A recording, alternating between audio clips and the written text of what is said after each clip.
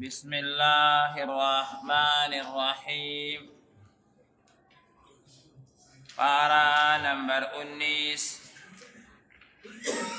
سورة النمل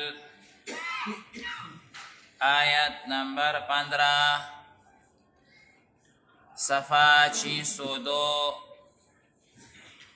اعوذ باللہ من الشیطان الرجیم. بسم الله الرحمن الرحيم. ولقد آتينا داود وسليمان علما وقال الحمد لله الذي فضلنا على كثير من عباده المؤمنين. وورث سليمان داود وقال يا أيها الناس علمنا منطق الطير وأوتينا من كل شيء إن هذا لهو الفضل المبين. صدق الله العظيم. بسم الله الرحمن الرحيم. ولقد آتينا او بشکا منگا ورکڑیو داود و سلیمان، داود او سلیمان علیہ السلام تا علما دیر لوی علم. وقالا او غدوان اویل الحمدللہ رول تعریفنا اللہ دا پاردی الذي اغا اللہ تعالی فضلنا بفضلت راکو منگتا على كثير فنیر باندی من عباده تخپل بندگاننا المؤمنین چی مؤمنان دی. وورث سلیمان او وارث شو سلیمان علیہ السلام داود علیہ السلام. وقال او دعویل یا ایها الناس اے خلقو علمنا بودلی شوی دی منگتا منطق الطير وینا د مارغانو و اوتینا او روکڑی شوی دا منگتا من کل شئی ہر ضروری سیز. ان هذا بیشک دا لهو الفضل المبین کارا مہربانی دا. بسم اللہ الرحمن الرحیم. مخکنا دا موسیٰ علیہ السلام ذکر اغرا روانو. اس اللہ تبارک و تعالی دا حضرت داود علیہ السلام او دا سلیمان علیہ السلام ذکر کئی او دا دوارا ہم دا بنی اسرائیلو انبیاء کرام دی. اللہ تبارک و تعالی دا دی ذکر دا دی غرص دا پارا کئی چی موسیٰ علیہ السلام دا بنی اسرائیلو دا پارا سمر مجاہدی او تکالیف برداشت کا او هغه د فرعون د جبر او د ظلم نخلاص کا. بیا الله تبارک و تعالی په هغه باندې روحانی مهربانیان وکړي چې هغه ته انبیاء کرام واسطل په در په چې هغه کې داود علیہ السلام او سلیمان علیہ السلام غونتی عظیم پیغمبران هم شته چې دا دواړه پیغمبران صاحبان د علم هم او صاحبان د سلطنت او د حکومت هم. دا غیبا وجود بنی اسرائیل اغا نا اڑما غنتی قوم دی او صحیح خلق ندی.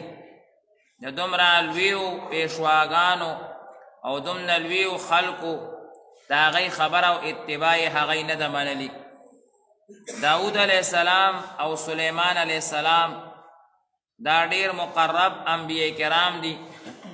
اللہ تعالی دیدے کی فرمائی کہ وَلَقَدْ آتَيْنَا دَاوُدَ وَسُلَيْمَانَ عِلْمًا. داود علیہ السلام او سلیمان علیہ السلام دوارو تا مونگا علم ورکڑو. دینا ہر علم اغا مراد کی دیشی تمام علوم او علماء کرام فرمائی چی خاص علم اغا علم دا نبوت تے. نا اللہ تبارک و تعالی دی دوارو حضراتو تا داود علیہ السلام او سلیمان علیہ السلام تا دا نور علوم سرسرا دا نور پوی سرسرا پیغمبری هم ورکڑی وا. داود علیہ السلام والد سیف دے او سلیمان علیہ السلام اسوی دے. داود علیہ السلام هغه بس غری جوړولی اوسپنه ورته الله تعالی مسخر کړې وه، صنعت او تجارت دا به هم کولو.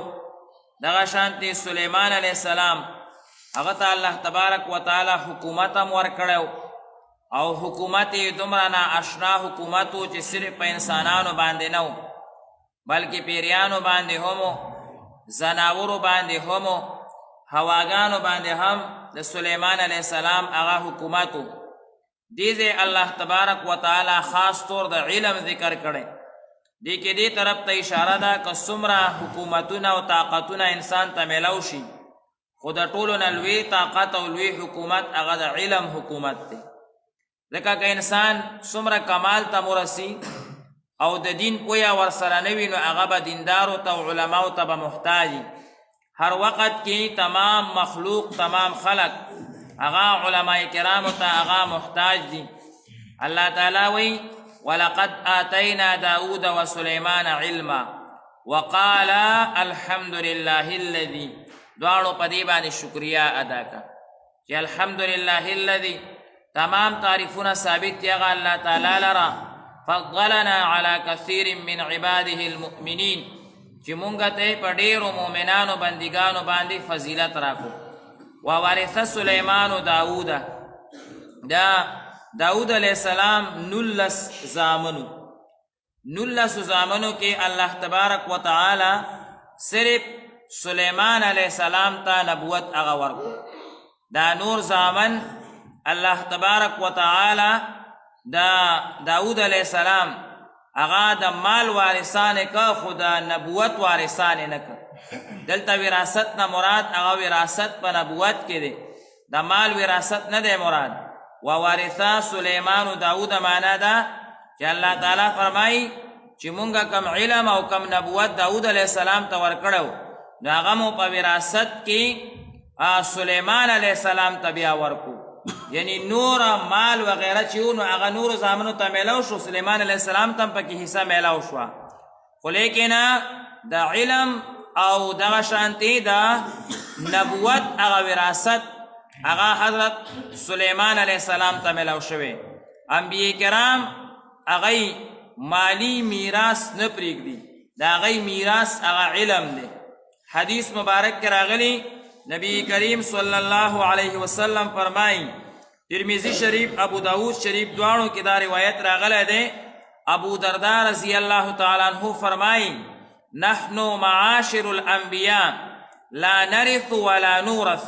نبی علیہ السلام فرمایي مونږه د انبیاء کرامو جماعت یو، نه چاته میراث د مال ورکو او نه د چا نه د مال میراث وړو. زمونږه میراث هغه علم دی. ولكن ورثوا العلم، زمونږه میراث هغه علم دی. فمن اخذه اخذ بحظ وافر، چا چې علم حاصل کو د تلوی حصہ هغه میلاو شو. د علم نه لوی دولت هغه نشته. انسان د علم د وجه نه د انبیاء کرامو وارث کیږي، د مال د وجه نه د قارون وارث کیږي. دغه قارون هغه مال پرېښی دی، انبیاء کرامو هغه د علم میراث هغه پرېښی دی. دې کتابونو کې به پخوا په سکولونو کې مو اوس خو سکولونو کې داسې خبرې نعوذ بالله ذکر کیږي چې خلک د دین نه منع کوي. پخوا به داسې خبرې وي چې خلک به پکې دین کې شاملېده. اوس خو داسې مضامین ورواچول چې هغې باقاعده د انګریزانو تعریفونه دي پکې، او د چا د خپل مسلمانانو تعریف پکې اړوشته دی نه، د نیکانو خلکو تعریف پکې اړوشته دی نه. پخوا سکول کې به د شیخ عبدالقادر جیلانی صاحب رحمت الله علیه واقعاتو، د حضرت علی رضی الله تعالی عنہ د شجاعت واقعات پو، د حضرت عمر رضی الله تعالی عنہ د عدل واقعات پو، د ابوبکر رضی الله تعالی عنہ د نبی علیہ السلام سره د محبت واقعات پو. اوس خو بس چې کم دی نو کیسې پکې ورواچول د انګریزانو تعریفونه دي او د یهودیانو تعریفونه دي او د اسرائیلو تعریفونه دي د هغې. نو پخوا به د سکول په کتابونو کې هم راتله، په هغې کې به دا و چې علم او مال کې څه فرق دی. دا باقاعده د سکول په کتاب کې داخل مال او علم په دې کې څه فرق دی. هغې کې به دا لیکلي شوي و چې علم دا د انبیاء کرامو میراث دی، مال دا د قارون میراث دی. علم هغه په زده کړه سره خورېږي زیاتېږي، او مال هغه په خرڅ سره کمیږي. ډېر علم چې انسان سره سیوا کیږي نو د هغه په اړه کې خوف د الله تعالی پیدا کیږي. مال چې د انسان سره سیوا کیږي خوف د دنیا هغه پیدا کوي. داسې ډېر فرقونه به یې لیکلي واته. نو بهرحال علم یو ډېر لوی دولت دی. الله تبارک وتعالی دا انبیاء کرامو ته ورکړی دی. سلیمان علیه السلام ته الله تبارک وتعالی دا علم د خپل والد صاحب نه دا علم د نبوت په میراث کې پرېښودو. وقال د وویلې سلیمان علیه السلام یا ایها الناس ای خلکو علمنا منطق الطیر مونږ ته راکړی شو هغه څه چې مونږ د مارغانو په خبرو پوهېږو. دا مارغان کارغان څومره هم چې دي د دوی هم یو شعور شته. علماء کرام فرمایي چې دوی کې باقاعده الله تبارک وتعالی یو شعور او یو عقل ایښی خو د دوی عقل کم دی. دومره نه دی چې دوی ته